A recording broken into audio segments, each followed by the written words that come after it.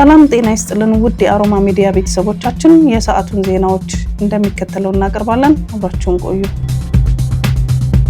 በሩሲያና ዩክሬን መካከል ለ4 ዓመታት የዘለቀው ጦርነት ለማስቆም በአሜሪካ የቀረበው የሰላም እቅድ ረቂቅ ላይ ተስፋ እንዳላቸው የሩሲያ ፕሬዝዳንት ቭላድሚር ፑቲን ገለጹ። ፕሬዝዳንት ቭላድሚር ፑቲን በኪርጊስታን ጉብኝት ባደረጉበት ወቅት ለጋዜጠኞች በሰጡት መግለጫ የአሜሪካ የሰላም እቅድ የሩሲያ አቋም ግምት ውስጥ ያስገባ ቢሆንም አንዳንድ ጉዳዮች አሁንም መታረም አለባቸው ብለዋል። የሰላም ረቂቅ እቅዱ ለወደፊት ስምምነቶች መሰረት ሊሆን እንደሚችልም ተናግረዋል። ፕሬዝዳንት ቭላድሚር ፑቲን በተጨማሪ የአሜሪካው ፕሬዝዳንት ዶናልድ ትራምፕ ልዩ መልእክተኛ ስቲቭ ዊትኮፍ በቅርቡ ወደ ሞስኮ በመጓዝ ተጨማሪ ንግግሮችን እንደሚያካሂዱም አረጋግጠዋል። ውይይታቸውን በሩሲያ ቁጥጥር ስር በሚገኙት የዶንባስና ክሬሚያ ግዛቶች ጉዳይ ላይ እንደሚያተኩሩም ነው የተጠቆመው። የሩሲያው መሪ አክለው ማንኛውም የወደፊት ስምምነት ሩሲያ በዩክሬን ውስጥ ያላትን የግዛት ጥቅሞች እውቅና መስጠትና በዓለም አቀፍ ማህበረሰብ ዘንድም ተቀባይነት ሊኖረው ይገባል ማለታቸውን የዘገበው አልጀዚራ ነው። የዩክሬን ፕሬዝዳንት የጽህፈት ቤት ኃላፊ የሆኑት አንድሪ ይርማክ የእቅዱ ሙሉ ዝርዝር ገና ይፋ አለመደረጉን አንስተው የአሜሪካና የዩክሬን ባለስልጣናት በቀረበው እቅድ ላይ መስራታቸውን ይቀጥላሉ ብለዋል። አሜሪካ ባለፈው ሳምንት ባለ 28 ነጥብ የሰላም እቅድ ያቀረበች ሲሆን እቅዱ በሩሲያና ዩክሬን መካከል ለ4 ዓመት የዘለቀውን ጦርነት ለመቋጨት ተስፋ የተጣለበትም ነው ተብሏል።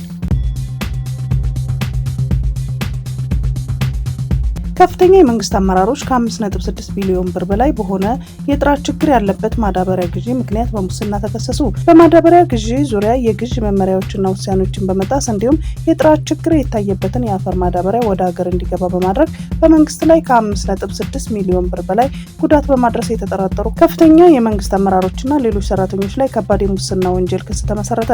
የፍትህ ሚኒስቴር አቃቢ ህግ ክሱን ህዳር 12 ቀን 2018 ዓ.ም የመሰረተው ሲሆን ክሱ ሰኞ ህዳር 15 ቀን 2018 ዓ.ም ለፌዴራል ከፍተኛ ፍርድ ቤት ልደታ ምድብ የከባድ ሙስና ወንጀል ችሎት ቀርቦ ክሱ ተጠርጣሪዎቹ የወንጀል ህጉን ተላልፈዋል የሚል መሆኑን የሪፖርቱ ዘገባ አመላክቷል። በአሜሪካ በነጩ ቤተ መንግስት አቅራቢያ በተከፈተ ተኩስ 2 ብሔራዊ ዘቦች ላይ ጉዳት ደረሰ። የዋሽንግተን ከንቲባ ጥቃቱ የታቀደ ጥቃት ነው ብለውታል። በተኩስ ልውውጡ የተጎዱ ብሔራዊ ጠባቂ ወታደሮች በአደገኛ የጤና ሁኔታ እንደሚገኙም ተናግረዋል። ተጠርጣሪው አስቀድሞ በአንድ ታጣቂ ወታደር ላይ ተኩስ የከፈተ ሲሆን እርሱን ሰምተው በመጡ ሌሎች ብሔራዊ ታጣቂ ወታደሮች ላይ ጥቃቱን ማስፋቱ የአካባቢ ፖሊስ አስታውቀዋል። ሮብ ከሰዓት በተፈጸመ በዚህ ጥቃት ሳቢያ ነጩ ቤተ መንግስት በጊዜያዊነት ተዘግቷል የተባለ ሲሆን በምስጋና ምሽት ዋዜማ በዋሽንግተን ዲሲ የሚገኘው ግዙፍ አየር ማረፊያ በረራ እንዲያቆም ተደርጓል ተብሏል። በአደጋው ወቅት በፍሎሪዳ ግዛት የነበሩ የአሜሪካ ፕሬዝዳንት ዶናልድ ትራምፕ ጥቃቱን የፈጸመው ግለሰብ ማንም ይሁን ያወራርዳታል ብለዋል። ቢቢሲና ሲቢኤስ የተሰኙ መገናኛ ብዙሃን ደርሶኛል ባሉት መረጃ በአውሮፓውያኑ 2021 ወደ አሜሪካ የገባው ራህማኑላህ ላካንዋን የተሰኘው የአፍጋኒስታዊ ግለሰብ አሜሪካን ለጥቃቱ ተጠርጣሪ አድርገዋለች ብለዋል። ዶናልድ ትራምፕ ጥቃቱን የፈጸመው እንስሳ ዋጋውን መክፈሉ ባይቀርም ለብሔራዊ ጥበቆቻችን ደህንነት ወደ ፈጣሪያችን እንጸልይ ሲሉ በትሮስ ገጻቸው መልእክታቸውን አጋርተዋል። የአፍሪካ ህብረት የጊኒ ቢሳኦ ወታደራዊ መፈንቅለ መንግስት እንደሚቃወም አስታወቀ። የአፍሪካ ህብረት ባወጣው መግለጫ በጊኒ ቢሳኦ ወታደራዊ መፈንቅለ መንግስት መካሄዱና ይህን ተከትሎ ፕሬዝዳንት ኡማሮም ቢኮሶ ኢምባሎን ጨምሮ ከፍተኛ ባለስልጣናት ለእስር መዳረጋቸውን አውስቶ ድርጊቱን አጥብቆ እንደሚቃወም ገልጿል። የህብረቱ ኮሚሽነር መሐመድ አሊ የሱፍ ባወጡት መግለጫ ይህ ድርጊት የተፈጸመው አገሪቱ ምርጫ አካሂዳ ውጤቱን እየተጠባበቀች ባለችበት ወቅት ነው ያሉ ሲሆን የአፍሪካ ህብረት ማንኛውንም ህገ መንግስታዊ ያልሆነ የመንግስት ለውጥም እንደማይቀበል አስረድቷል። ምርጫውን በተመለከተ የአፍሪካ ህብረት ታዛቢዎች በስፍራው ተገኝተው መመልከታቸውንና ትናንት ሪፖርት ማቅረባቸውን የጠቀሱት ኮሚሽነሩ በሀገሪቱ ህገ መንግስት መሰረት የምርጫውን ውጤት ይፋ እንደሚሆን ጥሪ አቅርበዋል። በህገ መንግስቱ የምርጫውን ውጤት ይፋ የማድረግ ስልጣን የተሰጠው ኮሚሽን የሚያቀርበውን ውጤት ማክበር አስፈላጊና ተገቢ መሆኑንም አስረድተዋል። ኮሚሽነሩን ጨምሮ የታሰሩት ፕሬዝዳንትና ሌሎች ባለስልጣናት በአስቸኳይና ያለምንም ቅድመ ሁኔታ እንዲፈቱ ጥሪ ያቀረቡ ሲሆን ሁሉም አካላት ሁኔታውን እንዳይባባስ የበኩላቸውን ጥረት እንደሚያደርጉ አሳስበዋል። የ34 ዓመቷ ሙሊ አያት እንዱንጌ 3.6 ሚሊዮን ሺሊንግ የሚያወጣ አደንዛዥ እጽ ሆዷ ውስጥ በመያዝ ለማለፍ ስትሞክር በጆሞ ኬንያታ ዓለም አቀፍ ኤርፖርት ፖሊስ በቁጥጥር ስር ውላለች።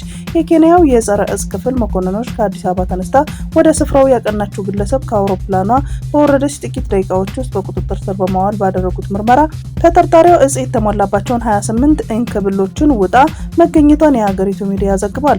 ፖሊስ በግለሰቧ ላይ ክስ ለመመስረት መረጃዎችን እያደራጀ መሆኑን መሆኑንና ዜጎች ከእጽ ዝውውራቸው ራሳቸውን እንዲቆጥቡ ማሳሰቡን ስፑትኒክ ዘግቧል።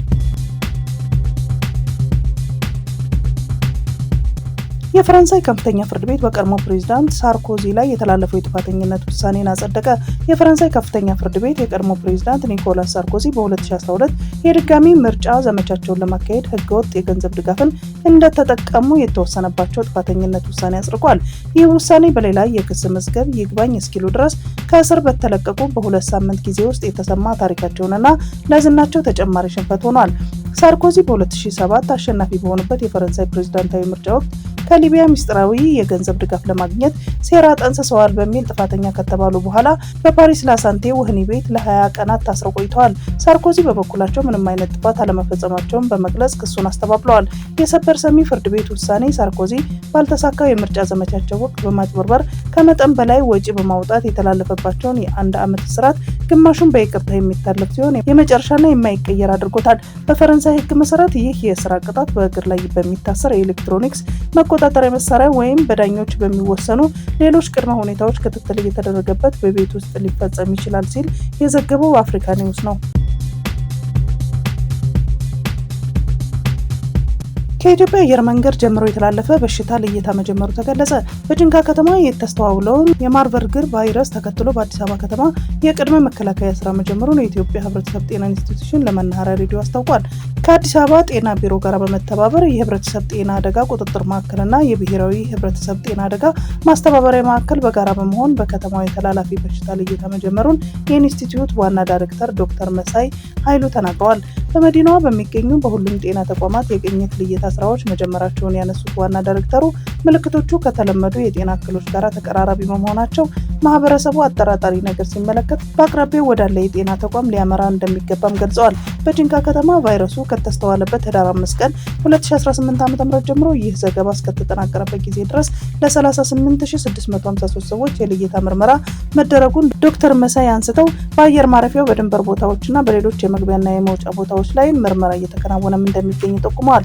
በኬላዎች የሚደረገው ቁጥጥር የማጠናከር የቅኝት ስራዎች የማስፋትና ለህብረተሰቡ ግንዛቤ ማስጨበጥ ላይ ትኩረት መደረጉን ዳይሬክተሩ አንስተው በበሽታው ህይወታቸውን ያለፉ ሰዎች ቤተሰቦቻቸው ሁኔታ በመቀበል በበሽታው እንዳይስፋፋ ብሔራዊ የቀብር ቡድን ስርዓተ ቀብሩን እንዲያከናውኑ ማገዝ እንደሚገባቸውም ተናግረዋል።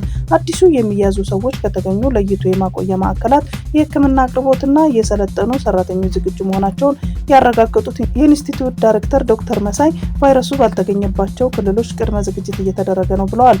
ማህበረሰቡ ከጤና ሚኒስቴር የሚሰጡ የጥንቃቄ መልእክቶችን በመተግበርና ጥቆማዎችን በ8335 እንዲሁም 952 ነጻ የስልክ መስመሮች ጥቆማ በመስጠት ኃላፊነቱን እንዲወጣ ዳይሬክተሩ ጥሪ አቅርበዋል። በአርሲ ዞን ሆንቆሎ ዋቤ ወረዳ በአጨዳ ላይ የነበሩ ከ15 በላይ ገበሬዎች ታፍነው ተወሰዱ። ከሰሞኑ የበርካታ ንጹሃን ዜጎች ሞት ያስተናገደው የአርሲ ዞን አሁን ደግሞ የበርካታ ሰዎች መታገጃ መሆኑን ምንጮቻችን እየጠቆሙ ይገኛሉ። በትናንትናው ዕለት በአርሲ ዞን ሆንቆሎ ዋቤ ወረዳ በአጨዳ ላይ የነበሩ ከ15 በላይ ገበሬዎች ታፍነው መወሰዳቸው የአካባቢው ነዋሪዎች ገልጸዋል። ከታፋኞቹ መካከል ባለፉት ጥቂት ሳምንታት ከቤተሰቦቻቸው በሞት ያጡ ይገኙበታል ተብሏል። የአሁኑ እገታ የተፈጸመው በአርሲ ሆንቆሎ ዋቤ ወረዳ መጅቱ ለማን ቀበሌ ልዩ ስሙ በቅቅሳ የሚባል ቦታ መሆኑ ታውቋል። አፋኞቹ ኦነግ ሸኔዎች ናቸው ይባላል። እኛ ግን ማረጋገጥ አንችልም። እስካሁን በህይወት ላይ የደረሰ አደጋ የታወቀ ነገር የለም በማለት ምንጮቹ ጠቁመዋል። ባለፉት 2 ሳምንታት ውስጥ ብቻ በተፈጸሙት 4 ተከታታይ ጥቃቶች 28 ሰላማዊ ሰዎች ግድያ እንደተፈጸመባቸው መረጃዎች ያሳያሉ። በምስራቅ አርሲ ሀገረ ስብከት በሆንቆሎ ዋቤ ወረዳ በቅቅሳ ቀበሌ ጥቅምት 18 ለ19 አጥቢያ ከምሽቱ 4 ሰዓት ላይ 5 ምዕመናን በታጣቂዎች መገደላቸው ተዘግቦ ነበር።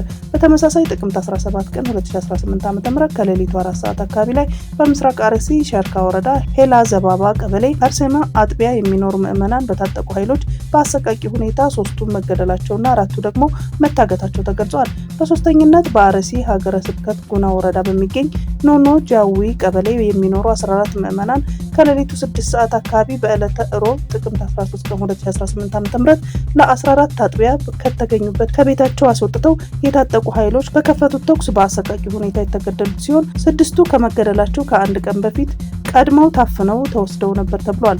ላለፉት 2 ዓመታት ማለትም ከ2016 ዓ.ም መስከረም 2 ጀምሮ እስከ 2017 ዓ.ም ድረስ ያለማቋረጥ በወረዳው ከ115 በላይ ምዕመናን የተገደሉ ሲሆን 27 ምዕመናን ደግሞ አሁንም ድረስ ታግተው ያሉበት እንደማይታወቅ መረጃዎች ይጠቁማሉ።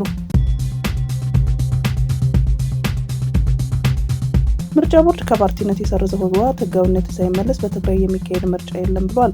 ከሌላ ወቅት በተለየ በተጠናከረ አቋም ላይ ይገኛል ሲልም ገልጿል። የፌዴራል መንግስት ከህወሓት ጋር የገባውን ውል ለመፈጸም ዝግጁነት እያሳየ አይደለም። የትግራይ ግዛታዊ አንድነት ማረጋገጥና ተፈናቃዮች ወደ ቀያቸው መመለስ ጥቅሙ የጋራ ነው ብሏል። ህወሓት ከፌዴራል መንግስት የተደራደረ ብቸኛ ፓርቲ ነው። ስለሆነም ፓርቲው በማንኛውም መመዘኛ ማጣጣል አይቻልም ሲልም አክሏል። ህወሓትን አላውቅም ማለት የፕሪቶሪያ ላይ ሰላም ስምምነት ማፍረስ ማለት ነው።